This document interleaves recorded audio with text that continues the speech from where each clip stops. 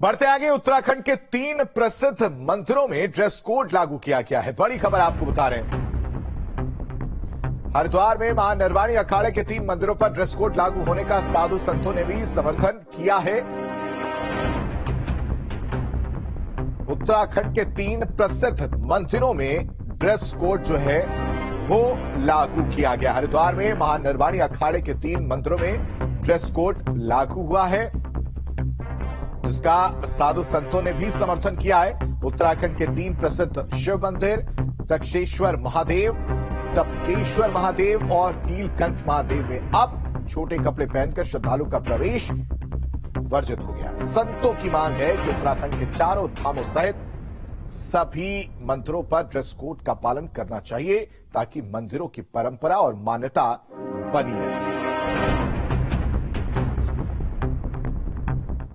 बिल्कुल, dress code तो हर जगह लागू होना चाहिए और कम से कम जो लोग भी यह व्यवस्था का विरोध कर रहे हैं उनको सोचना चाहिए कि आप मंदिर में पिकनिक मनाने नहीं जाते हैं, मंदिर में पूजा करने जाते हैं। दक्षिण के सभी मंदिरों में ड्रेस कोड लागू है, बिना साड़ी और बिना धोती के प्रवेश नहीं है। उत्तर के भी कम से कम जब वो जाते हैं तो सात्विकता की भावना के साथ ही जाएं। वहां जाकर के पिकनिक बनाना, रेल बनाना, इस पे प्रतिबंध लगना चाहिए। सबको अनिवार्य रूप से महिलाओं को साड़ी और पुरुषों को धोती में ही जाना चाहिए मंदिर में।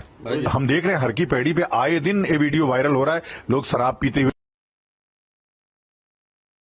3 मंदिर नहीं, पूरे देश में सभी मंदिरों में अर्धनग्न जिस प्रकार से रहकर लड़कियां या अन्य लड़के भी आते हैं, मैं पूरे देश के धर्माचार्य और सभी तीर्थ पुरोहितों से आह्वान करता हूं कि मंदिरों में बोर्ड लगाया जाए और वहां पर मर्यादित कपड़ों में ही प्रवेश रखा जाए।